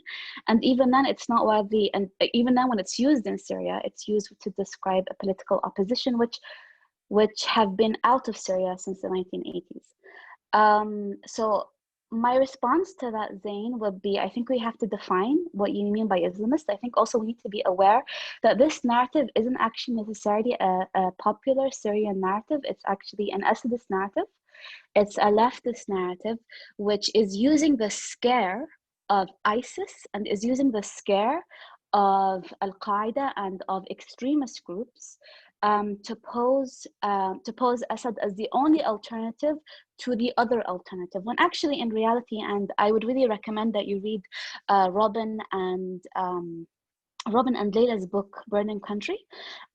Syria has a very thriving civil society, and even if we look at Syria didn't have a very thriving civil society because a civil society wasn't allowed under the Assad regime, under the Assad dynasty actually, since Hafez al-Assad, despite there being some movements in the early 90s and in the 2000s. But I would recommend that you really read Layla and Robin's book, because they speak about the thriving civil society and how that poses as a very credible alternative to Bashar al-Assad and to the entire regime, because again, as Omar was saying from the very beginning, the regime is not just one person; it's an entire system. and again, if we look also at the political opposition, the Syrian National Coalition, the Syrian National Council, which is, so the Syrian National Coalition is an alliance of various different groups, of which political Islamists are involved, but also which Christians are involved, of which secularists are involved, of which essentially it's an amalgamation, and it's a nice little group, whether they're successful or not. But it's a group of Syrians, of Syrians of all mixed beliefs and ideologies. So if we're saying that this group, which has been, for the most part, not necessarily, but for the most part, democratically elected and have been working, if not as effectively, but have been working to an extent together, if we're saying that this group can't lead a country, or can't kind of like pose as a credible alternative to Assad, then really what we're doing is we're falling into very Orientalist undertones of the East, and assuming that the East can only be governed by an authoritarian, which I don't think is the case. If I may build on what Razan just said, please don't forget that when Syrians living inside Syria in areas where Assad is ruling, it will be very difficult for them to say anything else than that. So they don't have the ability to have their free speech. So most of them will tell you that Assad is better than any other option. And then the other thing is that if you remove the word Islamist, and if we talk about ISIS, for instance, let's not forget that ISIS was not a part of the game at the very beginning of the revolution. So it came after, because we didn't support the revolutionaries and the Syrian civil society. Then ISIS found space to grow and impose their own rules in some parts of Syria. And finally, let's not forget also that people who take weapons in Syria as revolutionaries, for a lot of them, they are just normal actors of the civil society. I mean, there is a real continuity between the Syrian who at a certain time wanted freedom, and then years or months later found that Assad was killing other Syrians, and found that taking weapons was the only solution to go and win this freedom. So it is very difficult to then isolate them and say that all of those people are Islamists or are like a unity of rebels. Thank you. Yeah, and if I could just add on to that, you know, we hear often now about the argument of lesser evil. So I don't know if y'all remember, but this was a huge argument brought up for upholding Assad, saying that he was the lesser evil and that the opposition was a greater threat. But the reality is, you look at the circumstances in Syria, even in the beginning of the revolution, 2011 and before that, there are, you know, investigations and claims that there are up to 300,000 people in prisons and dungeons being tortured. There's flagrant economic corruption, consolidation of wealth. There's a complete shutdown on political dissent. And so the question that a lot of people ask is, why would Syrians bring upon genocide to themselves? They know this guy's an authoritarian. Why would they then protest knowing that the response would be so brutal? And the reality is, Syrians themselves decided to risk and sacrifice their own lives for this. So they already made the decision regarding lesser evil. They found that living under Assad would be a greater harm to them than resisting him, even with everything that comes through it. So thank you for bringing up that question, Zain. I think it was a really, really great point. We're gonna go next to Danny and then over to Robin. And if anybody else wants to speak, go ahead and raise your hand or unmute and we'll call on you on the list. Go ahead, Danny, if you're ready. Thank you very much. Can you hear me? Yeah, perfect. Great. Well, thank you to all of the organizers of this excellent forum and for the 100 Faces of the Syrian Revolution initiative more broadly. And thanks to Omar for his really illuminating analysis today. I would like to just note that what he's done used to be called ideology critique in a different register. And so I just want to applaud your analysis, Omar, of the contradictions and hypocrisy of so much of the left narrative, the dominant left narrative about Syria. I want to say also that on this issue of US centrism, the US centrism of the Western left, or large swaths of the Western left, and the so-called anti-war movement. I say so-called because on Syria, the anti-war stance of so many activists is really quite selective, right? They're against US intervention, but rather silent or flummoxed about Russian intervention or Iranian intervention. They're against the US waging war, but silent or confused about Assad's barrel bombs and war crimes. And so this is not exactly consistent an anti-war position, it's an anti-US position. And this US centrism of large swaths of the Western left, I would argue, it's not just inconsistent, it's not just full of contradictions, it's actually imperial. It's a kind of anti-imperialism that adopts an imperial point of view, because all that matters in that frame is the US. And this by centering the US, this is actually this is an adoption of a kind of colonial logic. So it's not simply that it's factual. I'm glad that you've pointed out how factually and empirically contorted and convoluted this way of looking at things is, but it's actually much worse than that. It's not just a question of facts or getting the analysis wrong. It's actually a deeper problem that has to do with an imperial frame of reference to begin with. I also want to point out another, I think this was implicit in some of the comments, but just to underscore it a bit more, I think there's something at work here that points to another contradiction, which is what the writer Louis Proyect has called left Islamophobia. So if you look at like in the aftermath of 9/11 and the war on terror, people like Christopher Hitchens and Paul Berman and Michael Walzer and others who used terms like Islamofascism and to position themselves as sort of left anti-fascist supporters of the war on terror and and particularly the Iraq War. Most people on the anti-imperialist left attacked Hitchens and Berman and the like for adopting an Islamophobic. They accused them of Islamophobia and pro-imperialism. But as Proyect points out, the irony is that when it came to Libya and then particularly Syria, those same anti-imperialist leftists and anti-war activists adopted something very much like the Hitchens-Berman point of view.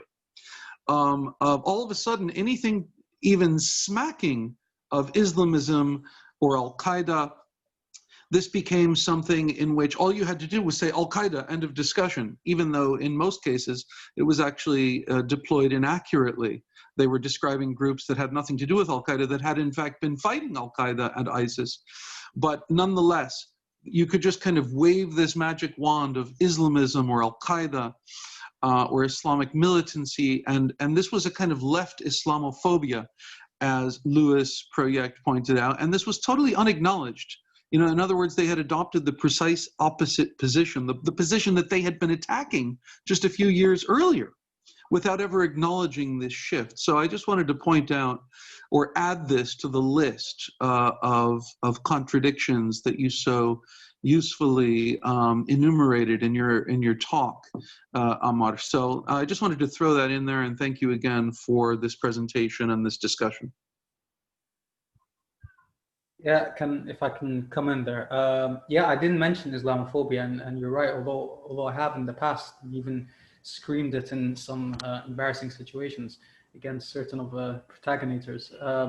Sorry. Yeah, it's again how it strikes me a lot of this, Danny, is and again I think it was predictable when 2011 happened and when the U.S. expressed support for the Syrian uprising as it did for all the other uprisings. I think it was very predictable that this was going to happen, because how do you stay relevant and how do you stay relevant in a context like Syria? Initially, the left didn't jump, or most of the left anyway, didn't jump on this straight away. They were like, okay, democracy is good and whatever. Because you had people like Galloway, for instance. He's not that representative, but I mean, his way of thinking is quite common, even if people don't like him necessarily. Who used to say that, no, I didn't support Saddam, I support democracy, but it has to be grassroots and it has to be from the eternal will rather than externally imposed. And so initially in Syria, they were like, yeah, Syria, okay, okay, democracy, fine. But then it became too hard to resist. It became too hard to resist. They just couldn't resist staying out of it because, like, what are they going to talk about, right? Syria is a conflict. They see US statements all the time on their TV condemning Russians and the Iranians and so on, as they're expected to do. And so they couldn't stay out. They couldn't not take the fruit, right? And so that's when all this, and I think part of it is,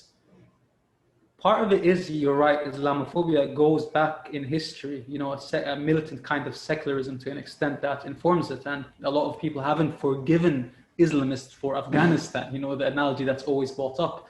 You know, remember when the Americans armed the Afghanis against the Russians?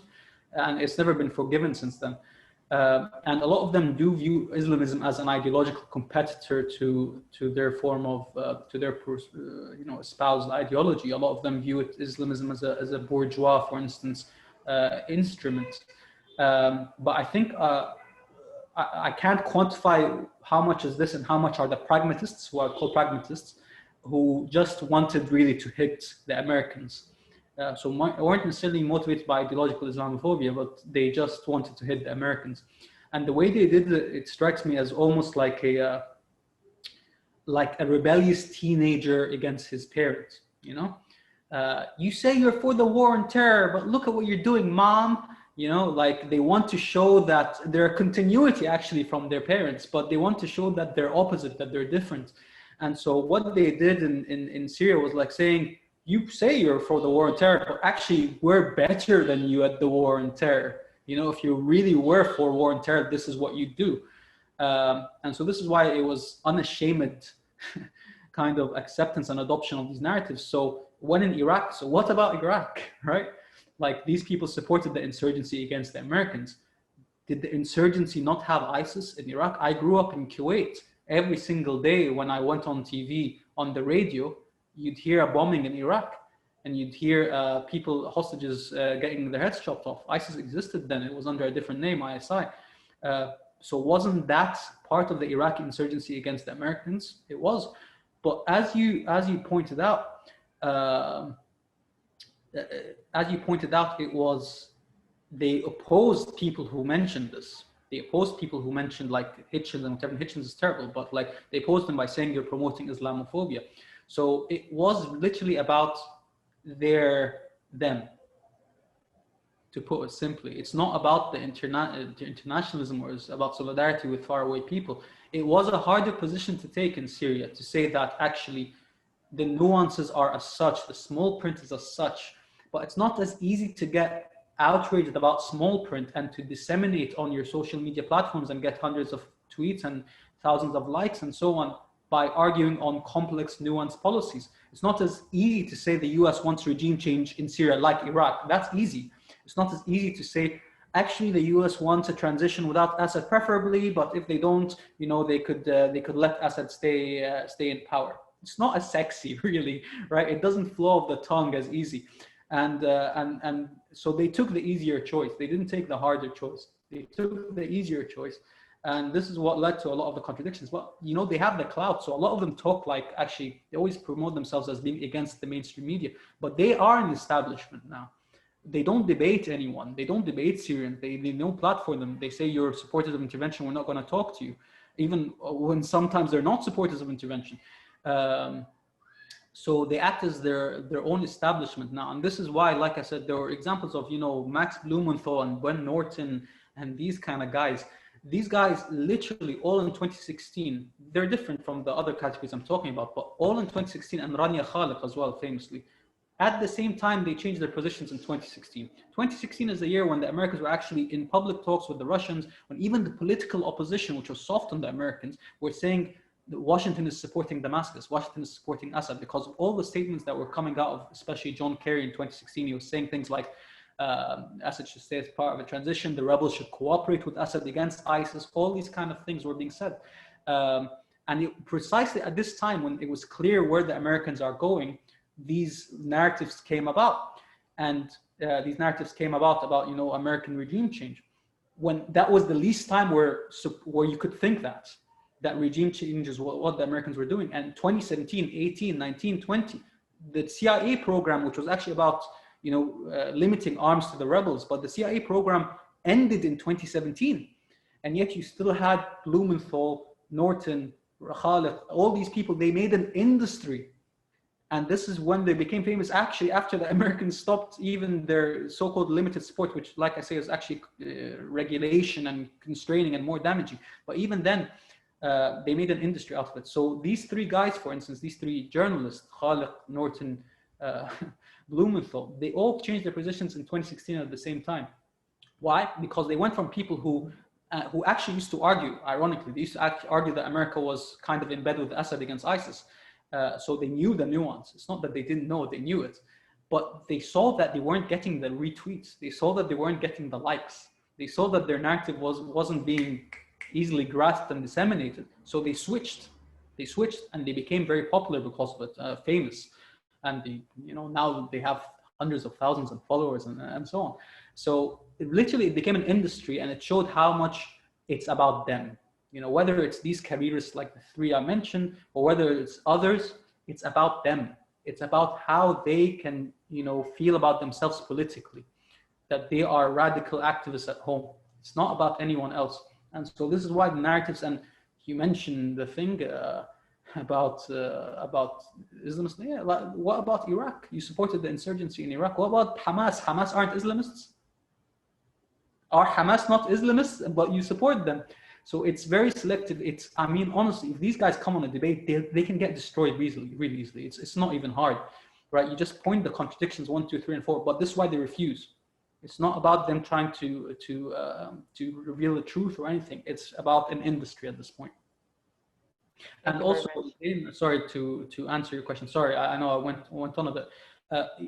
Yeah, the regime has of course, you should be aware of what people say in regime-held areas, because a lot of the time they don't have the freedom to speak. But the regime does have a demographic, and it does have support.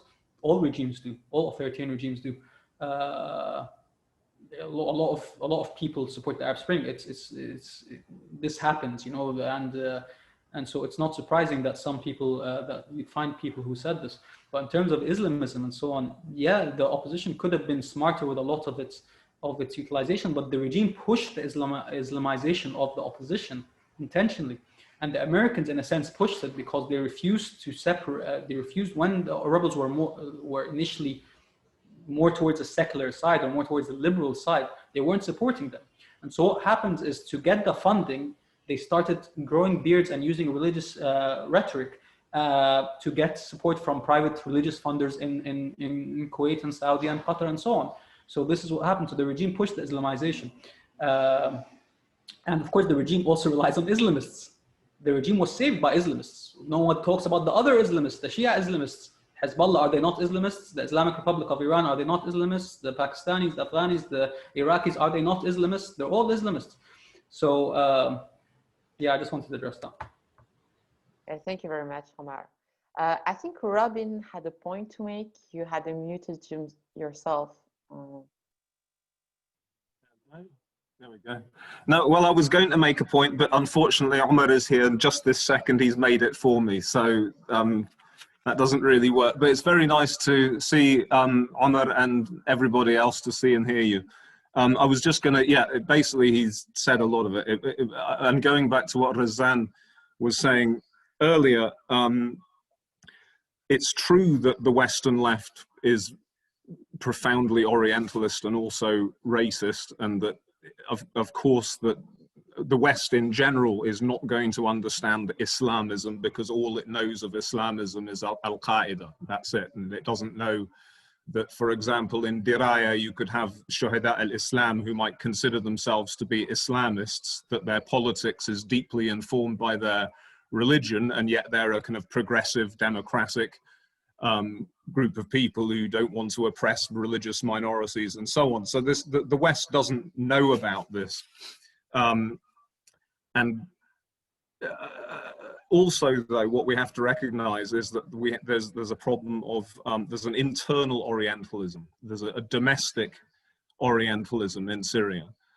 Syria also is a sectarian society, and sectarianism has been played by the regime, you know, since it has a history from before the regime, and it's been played very carefully by the regime, which in so many ways is a sectarian regime. So there's a lot of people, for good and for bad reasons, or for all kinds of reasons, for terms of their life context, who are terrified inside Syria of Islamism. And the very fact that there's that spectrum which ends with ISIS terrifies members of religious minorities and sometimes secular Syrians and so on. I think we have to recognize that. There's a genuine fear of authoritarian Islamism. We know that Islamism doesn't have to be authoritarian, but what takes root in time of war and what is most prominent in the media and in the political world very often, which is noisiest and most violent, tends to be the most authoritarian and extremist and intolerant forms of Islamism. Now, the rulers in the region are aware of this, and this, you know, not just Syria. Look at Egypt, where 90% of the population are Sunni Muslims. And yet it's been very easy for the deep regime, or the deep states, to use a Trumpian term, sorry, to play the half of the population who are terrified of Ikhwan al-Muslimin against the half that aren't, you know. It's been very easy for them to divide and rule. You don't need a sectarian problem in a country in order to find a problem which can act as a sectarian problem. You can sectarianize a political position. And Assad knew all this. You know, this is why Assad in many ways backed authoritarian Islamist groups throughout the conflict. It's why he released Alouche and Aboud and people like this from Saydnaya at the beginning of the revolution. It's why he organized a series of sectarian massacres, you know, in Tremse and Khobar and Houle and so on, because he wanted a sectarian backlash. He wanted angry Sunnis with guns on YouTube threatening to murder Alawis and so on, because that would make the Alawi community loyal to him, because they'd think, we know the guy's a thief and a bastard, but these people are just going to murder us because we're Alawis. We have to stand with him. This is the sectarian, you know. Danny Postel, who's here, hello Danny, helped to write a book or edit a book about sectarianization, which is very interesting in this respect.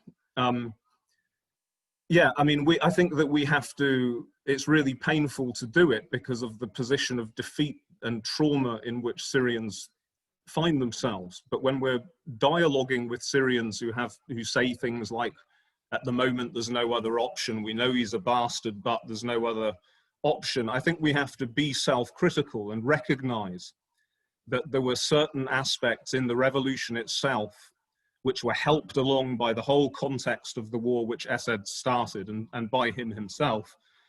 There were mistakes, there were problems. For members of minorities and for some other Syrians, when the discourse went to debates about different kinds of different interpretations of Sharia and stopped being about, you know, Karane and Hurriye and so on, a lot of people got scared, and you could understand why. And I'm not for a moment, I hope everybody here understands that I'm not for a moment convinced by the arguments of the people who were scared, because, you know, the genocidal enemy is the Assad regime and its backers. And, you know, that's absolutely clear. There's no comparison in the numbers of dead, the numbers of murdered, the amount of destruction, and so on. ISIS are saints in comparison to the Assad regime and its backers in terms of the numbers of people murdered and homes and houses and lives destroyed. but these are genuine problems, genuine fears. There was also a mistake, I think, which maybe we could say now in trying to of the military forces taking fixed positions, because then what you got was groups like Jaish al-Islam trying to set up its little state in the Ghouta, and you know, different groups in different places trying to and the point of the military struggle was to take power in Damascus, or maybe to if it couldn't do that, to be a guerrilla force which would go into the shadows and come out of the shadows, or it was to defend people at specific times of regime incursion. All of these were things which were encouraged by the regime and by regional powers, including ones which claimed, especially ones which claimed to be friends of the revolution. And I'm getting a bit lost, so I'll stop, except to say that another thing about those inside who say that we don't have any other option. I mean, that may well be, if they're not making a political statement, that may well be that at the moment, the practicality is, if you're inside regime territory, you don't see any other option. You know, there's what you see is bread queues and various militias, foreign and local. You don't see any opposition. You don't see anybody who dares to speak or organize or talk about it. You know, they're trying. The country is wrecked, and they're trying to survive, and you know, and that's that. Thank you very much. Sorry. Go on. Thank you, Thank you, Robbie. Robin, for your points. Do we have any other questions on the list? Does anybody want to raise their hand or unmute? I know we've been going on for some time, but if you have questions, we might as well take them since we're here. I have a very fast point just on the detainees, because we've talked about it for long. There are some political voices who say that we should focus on detainees, but say that if Assad liberates some detainees, if he frees them, then we should lift the sanctions on the Assad regime. And also to follow on what you just said, Robin, that some Syrians are really afraid of like what would come after Assad, and then they will, from their fear, just back him and say we have no other option. So at the end, I feel that really politically, we should never forget that even if there are detainees, even if there are some fears from whatever side, like the real asymmetry comes from the Assad regime, and that politically, the main point should be to get free from this regime, and that, okay, if we ask for Assad to liberate 1,000 detainees and we lift the sanctions on him, but if the real nature of the regime stays the same, then other detainees will come and nothing will change. Nothing will change. So really politically, sometimes people tend to forget, and they say, okay, this minority will lose their rights, or okay, we have detainees that we need to free. But if we really want to do this, we need to go back to the core of the problem, which is the Assad regime. Thank you. Yeah, exactly. I think Brian S., you have a question? Okay, yes. I want to pick up on a couple of things that have been said by Zain and also by Robin. There is almost an iron law of history that in a situation like this, a polarized conflict situation, the population splits into three sections. A third of the population supports those who are in power for the reasons that have been talked about, for security, because it's what they know. And of course, in the case of Syria, issues to do with sectarian affiliations and the fact that you have a huge public sector. So there are a large number of people who work for Assad who are not going to raise any difficult questions. Another third of the population will resist. And the third strata will sit in the middle and weigh up their options in a more pragmatic fashion. We have some interesting polling information in Syria, which indicates that this is probably exactly how the Syrian public is stratified. It shows that Assad has support of about 30%. interestingly, a figure that the Russians have recently confirmed for their own reason. They claim to have carried out a poll, but I think they were really just pinching the polls that had already been done. I think that what we need to do is look to the future. I think that's the most important thing. And I think that's why this idea that we have to address the question of the regime, that we somehow have to try and put regime change back on the agenda, is a myth or a chimera. It's a wrong course to take. We have to accept the fact that this particular round of the Syrian revolution has been lost and Assad has won. But it's not the end. None of the issues have gone away. That's partly symbolized by the detainees, but of course also the dire economic situation and all of the various problems that continue to permeate the country, and doubtless festering grievances around issues like freedom of speech and whatever. And what's crucial in this, I think, in the future, is going to be to chip away that middle strata who are not tied organically to the regime, but are also not at the moment actively committed to opposing it. And I think there's a lot of scope for doing that. I mean, as I said before, one of the things about the release of detainees is not only going to be a humanitarian issue, but it's going to have all sorts of political implications in terms of rebuilding opposition networks. And if you could do that, and at the same time be able to draw on the growing social discontent among this middle third, then you could create a very interesting and very different political alignment to what's existed in the past. That, I think, is where the future of phase 2 of the Syrian revolution, which I have no doubt is on the cards, is going to have to draw on. Thank you so much for that perspective, Brian. You know, we have so many intellectuals on this call. I'm so glad that we were able to gather here today and have this conversation. Just looking at the Google form, there are people from so many different countries. So I'm so glad that we were able to get here, you know, get together on the International Day of Human Solidarity.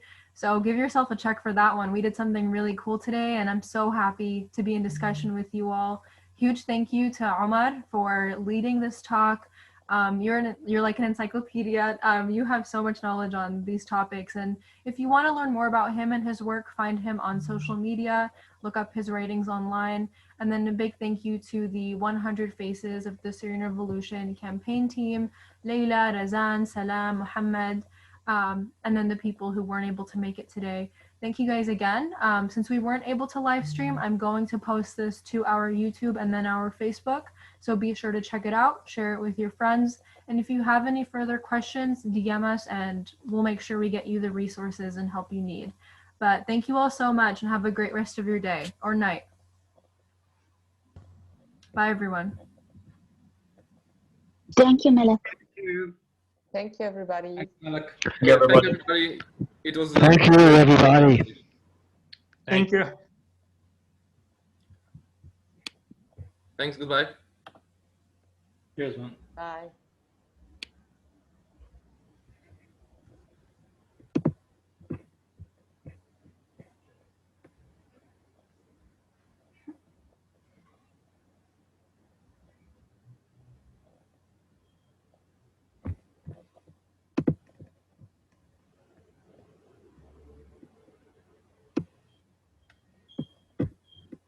Like maybe you could stop the recording. Oh, that's a good point. I'm like removing people so that we could debrief. 1 second.